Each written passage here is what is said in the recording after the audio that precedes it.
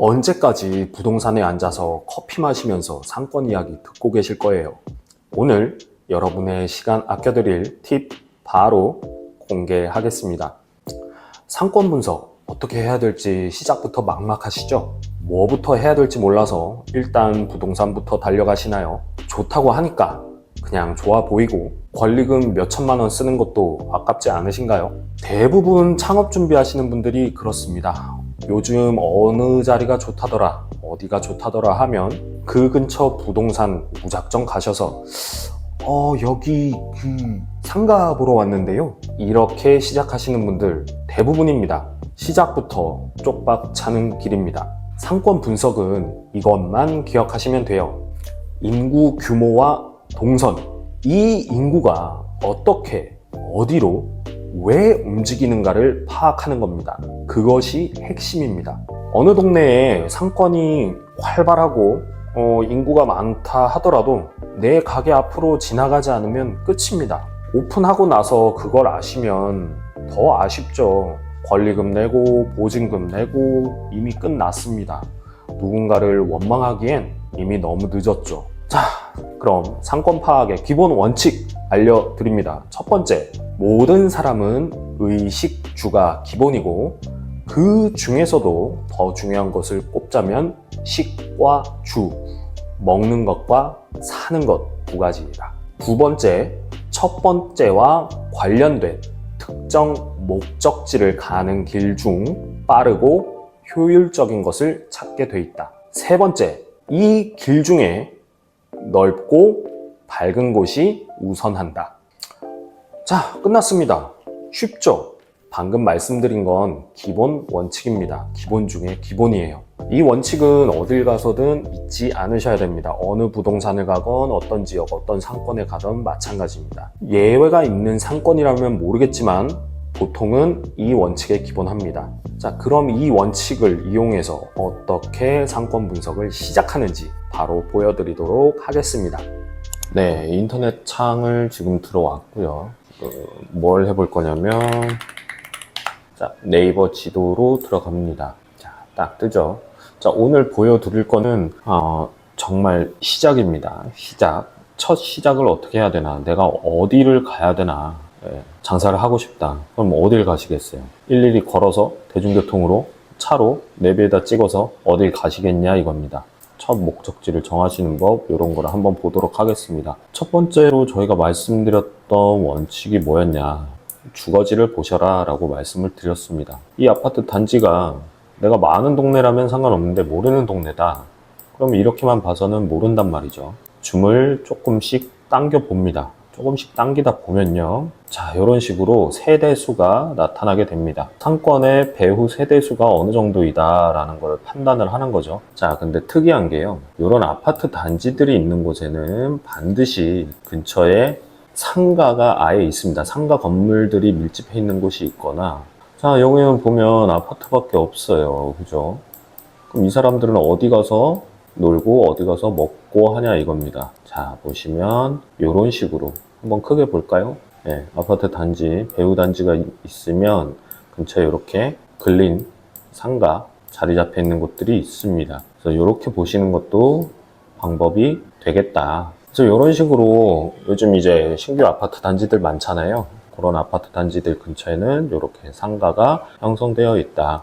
이런 거를 좀 참고하시면 되겠습니다. 대로변이고 아파트가 가깝네, 좋아, 이쪽에서 알아보자 라고 하시는 건 개인적으로 그렇게 추천드리지는 않습니다. 제 예상입니다만 아마 요 대로변 흘러가는 상가보다는 요 안쪽에 상가들이 조금 더 경쟁력이 있을 거고, 아마도 보증금이라든가 권리금 면에서 조금 더 높을 거예요. 그런데도 불구하고 여러분들에게 중요한 건 뭡니까? 자금이죠, 자금. 안쪽에까지 들어가서 내가 할 자금의 여유는 없다. 그래서 조금 양보한 게 바깥쪽이다. 바깥쪽에서 그래도 걸어다니는 유동을 잡고 싶다. 한번 어떻게 하는지 그것도 보여드릴게요. 여러분, 이렇게 줌을 아웃을 시키니까 뭐가 보이죠? 이런 표시가 보입니다. 이게 뭔가요? 버스 정류장입니다. 버스 정류장이 있다라는 건 뭘까요? 일단 기본적으로 이 근처에 버스를 타고 다닐 인구가 있다는 뜻입니다. 이쪽 방향으로 가는 버스인데, 자, 만일에 여기 내렸다라고 생각을 해볼게요. 여기 내린 사람들이 과연 어디로 많이 갈까요? 이 안쪽으로 들어갈까요? 그냥? 아니겠죠. 기본적으로 이쪽에 거주하시는 분들이 버스 정류장을 많이 이용하겠죠.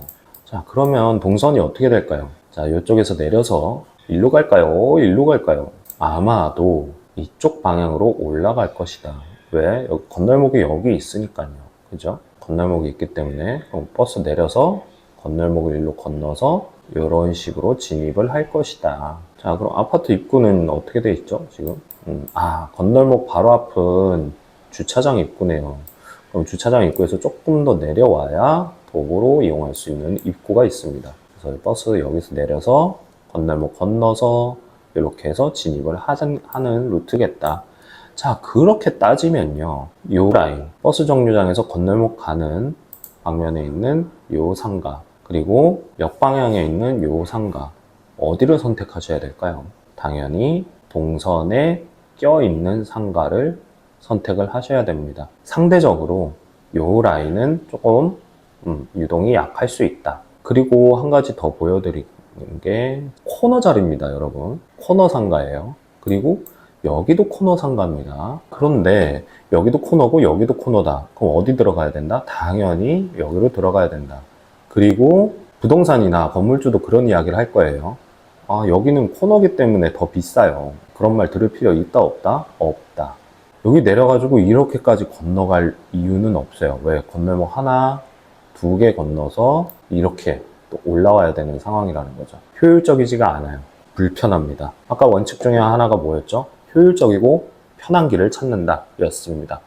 그래서 코너라고 해서 모두 다 비싼 돈 주고 계약하실 필요는 없습니다. 그리고 반강제적으로 유동이 일어나는 곳, 그런 곳을 찾으셔야 됩니다. 그리고 하나 더, 여기 이쪽 라인이 더 좋은 이유는 먹자골목, 요 먹는 상권의 초입이에요. 들어가는 입구 쪽에 상가가 있습니다. 이쪽 상대적으로 요 상권에서 변두리에 있는 상가보다 들어가는 초입 쪽에 있는 상가가 훨씬 좋아 보인다. 그리고 하나 더 볼까요? 여기는 이제 다른 동네인데 좋네요. 보니까 아파트 단지가 이쪽도 있고, 자, 대로변 가운데로 해서 오른쪽, 왼쪽 이렇게 주거가 나뉘어져 있습니다. 그러면 어디로 사람들이 많이 모일까요? 가장 효율적인 곳 이쪽이겠죠. 상가들이 이런 식으로 몰려 있는 거 볼 수 있습니다. 문제 하나 내보죠. 가운데 1번, 이쪽 하나 뒷골목에 형성되어 있습니다. 2번, 자, 이쪽도 대칭처럼 이렇게 좁은 길로 상가들이 형성되어 있습니다. 3번, 어디로 가시는 게 나을까요? 1번, 2번, 3번 중에 어디가 나아 보인다? 저는 2번을 추천을 드리겠습니다. 왜 그러냐? 일단 1번은 무조건 아니에요. 왜? 자, 여기 한번 찍어볼게요. 거리뷰. 여기는 차가 많을까요? 사람이 많을까요? 차가 많습니다. 차가 다니기 엄청 좋아 보여요. 그냥 흐르는 곳입니다. 내가 주차장이라든가 어느 정도 규모가 있는 상가가 아닌 이상은 내 상가는 눈에 띄지도 않습니다. 차로 그냥 지나가 버려요. 그리고 여기 대칭으로 길이 하나, 두 개 있습니다. 자, 둘 중에 하나 어디를 선택해야 되냐? 인구를 따지라고 했습니다. 자, 배우의 인구가 얼마나 되는가? 841, 480, 1300에 2500, 3600, 자, 3600 정도 보시면 되고, 여기 250, 370, 600, 1700, 2100, 2200 정도 되네요. 상대적이긴 하지만 여기가 그래도 조금 세대수가 조금 더 많습니다. 그래서 아무래도 이쪽 라인보다는 이쪽 라인이 조금 더 경쟁력이 있어 보인다. 분위기 한번 볼까요? 네, 딱 봐도 차들이 다니기가 엄청 불편해 보여요. 걸어서 다니는 게 나아 보인다. 네, 그쵸?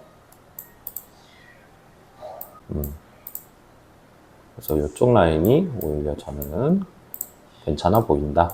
네, 이런 식으로 보시면 되겠습니다. 제가 오늘 잠깐 보여드렸는데 요거는 정말 기초 중에 기초입니다. 어떻게 시작할 것인가에 대한 답이라고 보시면 될 것 같고요. 이게 다가 아닙니다.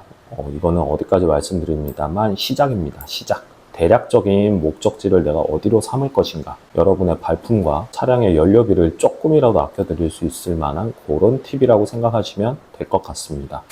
자, 여기까지 잘 보셨고요. 그런데 그런 분들 계실 거예요. 야, 상권을 누가 컴퓨터로만 보냐. 직접 나가서 발품 팔고 부동산 가보고 상권 가가지고 지나가는 사람 몇 명인지 하루 종일 앉아가지고 비가 오나 눈이 오나 평일이나 주말이나 한 번씩 다 세어보고 그래야 상권 분석이 되는 거지. 맞습니다. 전적으로 맞는 말씀이세요. 오늘 말씀드린 부분은 시작입니다. 상권 분석의 시작. 자, 시작하는 입장이라고 한번 생각을 해보죠. 어느 상권, 어느 골목부터 가실 건가요? 그걸 정할 수 있는 근거는 뭐가 되나요? 남의 이야기? 어디서 봐서? 신문? SNS에서 이러더라? 그냥 차 갖고 무작정 나가면 되나요? 내비에다가 뭐라고 검색하실래요? 잘 나가는 상권? 요식업에 어울리는 상권? 내비에 검색하면 나오나요? 아니죠. 적어도 내가 어떤 상권을 타겟팅을 하고 다음 작전을 어떻게 짜느냐, 그 시작점에 대해서 오늘 말씀드린 겁니다. 저 같은 경우는 진짜 무식하게 했던 것 같습니다. 눈에 보이는 상권, 골목들 하나하나 찾아다니고 부동산 들어가서 상황 물어보고 마음이 급하다 보니까 내가 충분히 주도권을 가지고 올 수 있는 상황임에도 불구하고 그냥 기존 임차인 혹은 건물주의 흐름에 맡기게 되는, 눈치만 보다가 급하게 계약을 하려고 해서 결국 일을 그르치거나 금전적으로 손해를 보는 그런 경우가 참 많았던 것 같습니다. 오늘은 상권 분석의 시작을 어떻게 해야 되는지에 대해서 이야기해 봤습니다. 기본 원칙이었습니다. 정말 필수적인 기본 원칙들에 대해서만 이야기를 했는데요. 저도 오늘 컨텐츠를 만들면서 조금 아쉬웠던 부분이 이것만 가지고는 조금 부족할 수 있겠다.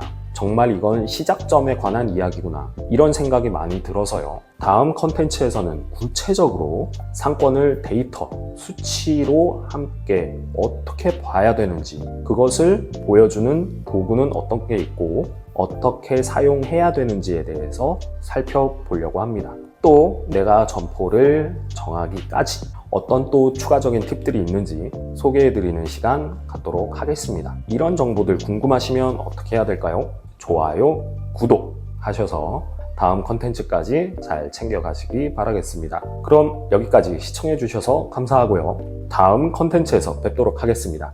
감사합니다.